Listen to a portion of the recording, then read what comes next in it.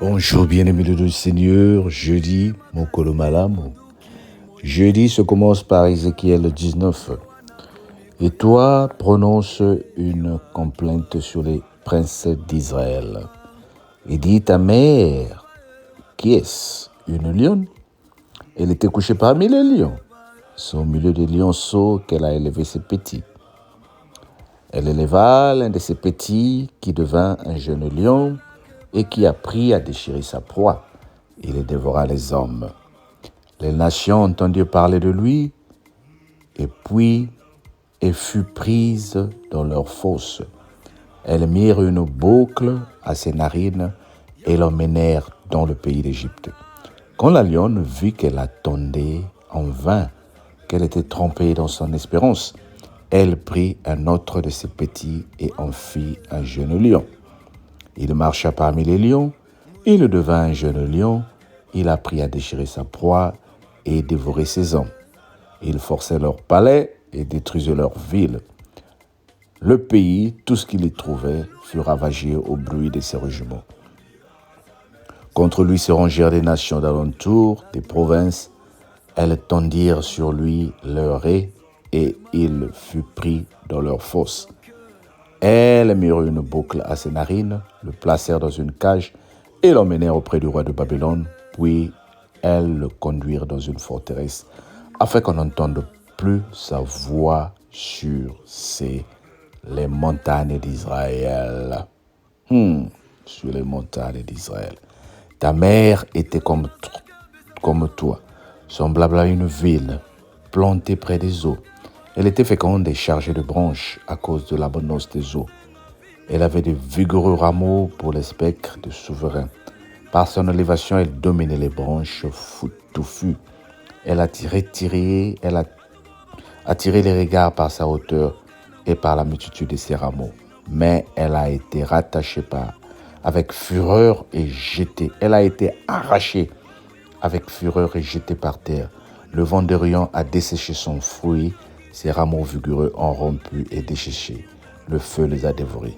Et maintenant, elle a planté dans le désert, dans une ville très aride, sèche et raide. Le feu est sorti de ses branches et a dévoré son fruit.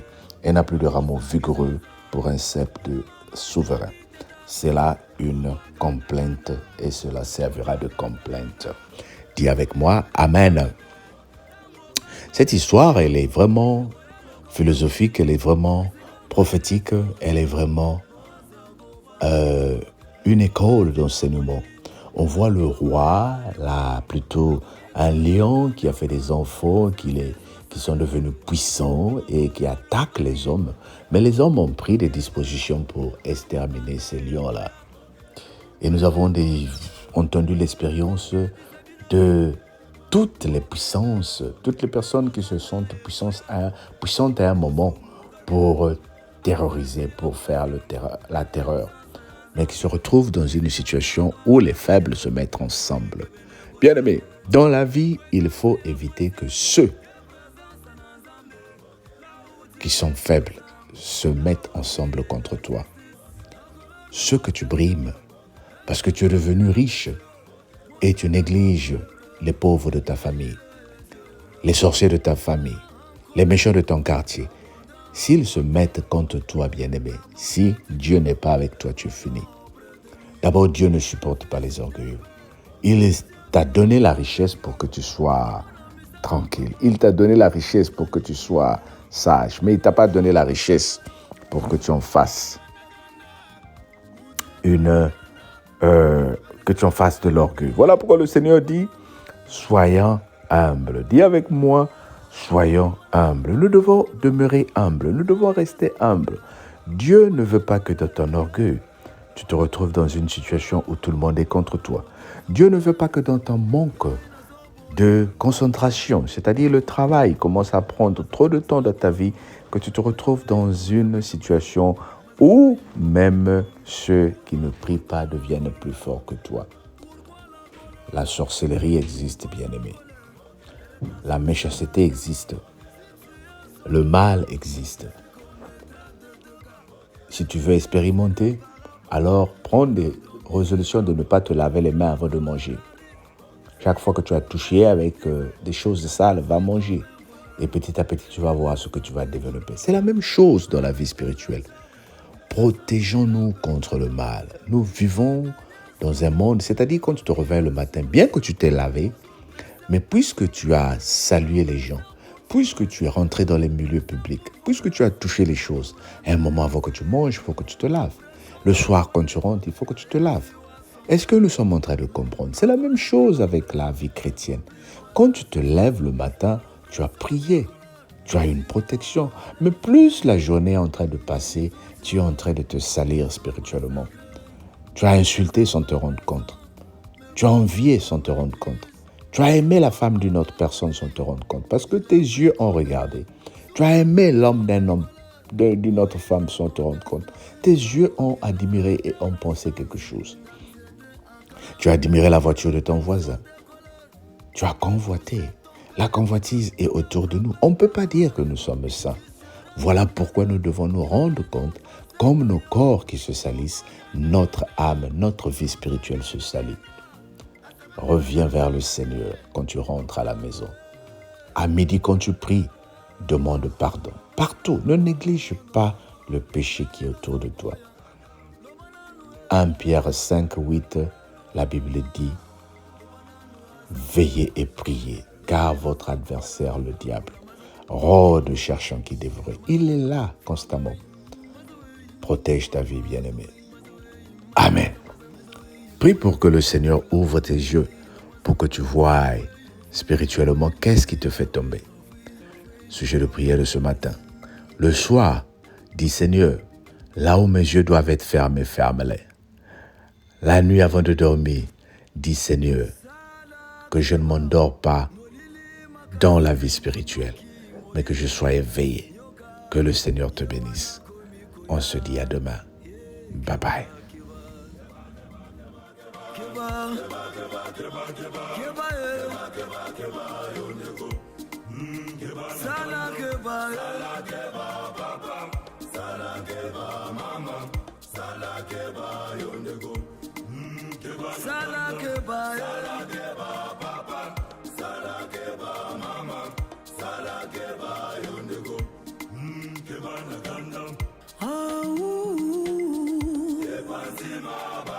Kanda Yamaboko Kanda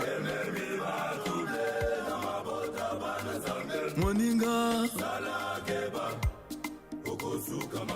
Mame Moninga Yelele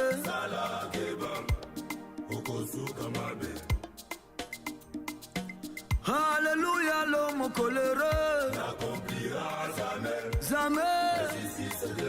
La douleur pousse à sa porte, son âme dans la prison. Le malheur pousse à sa porte, son cœur dans la prison. Moninga Salakeba, Okosuka Mabe. Yelele Salakeba, Okosuka Mabe. Moninga Salakeba. Mama e Salakeba Okosuka mabe Yo nazaka besabino Bakebe Bakebo Bakebo Nazo senga fino yo Nabanga na munogo nini Faselinga la chilubani Merci bonji micha kwetu Ula ya mufinda kulu Batuboba mwele chibimu Ukana wa kuloga China bunyi wa wantu Tangila bunyi wetebu Ya utukubela wa chishi Wekui wa luga manima Kitomba ni uji wa chibau Yesho nyoki semwimba Wameli chishi kichimpe Chiwa tumba nyangimba Chishi kichimpato Anshi kongesha mwine Wachinyi bishi bishi Muto bishi bishi Katusangi shanzangi Tuna mama shani teta Pourquoi ganda ganda Mutu ganda ganda Asibisa ganza mete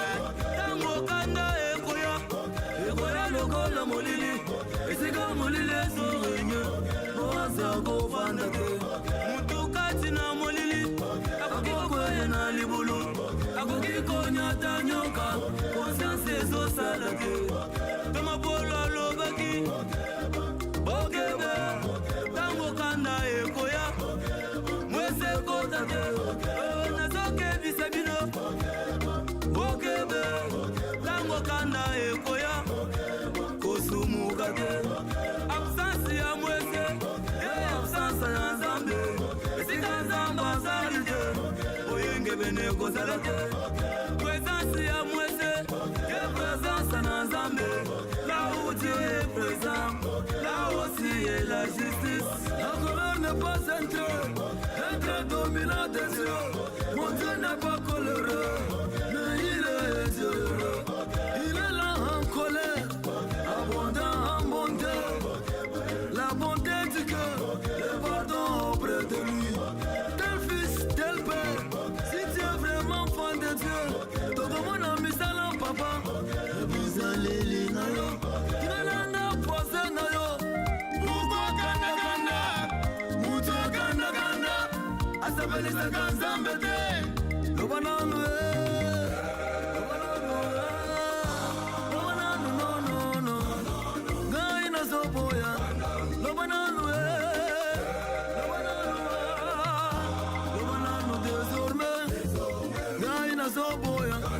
la maza kwaku la maza za kwaku maza wey maza maza maza maza wey boum boum. Pourquoi la colère, pourquoi la colère, pourquoi la colère? Elle est associée à la chaleur. Si tu es son esclave tu commettras des dégâts irréparables qui te rendront misérable. Lorsque la colère arrive, si elle n'est pas maîtrisée, elle agit comme un voleur et te laisse dans des douleurs. Le voleur est dans le diable, sachant qu'il a peu de temps. Il veut gagner son temps lorsqu'il est sur le champ. Toujours pressé, pressé, il a pressé pour tuer, pressé pour voler, pour anéantir. Sous la pression des colères, Caïn tua son frère. La colère de l'homme n'accomplit pas la justice. Sous la pression des colères, Siméon et Lévi, ils ont tué, ils ont massacré. Bien qu'ils avaient raison, mais par manque de maîtrise, Jacob avait maudit, il avait condamné. Sous la pression des colères, Moïse a contesté, il a raté la chance d'accéder à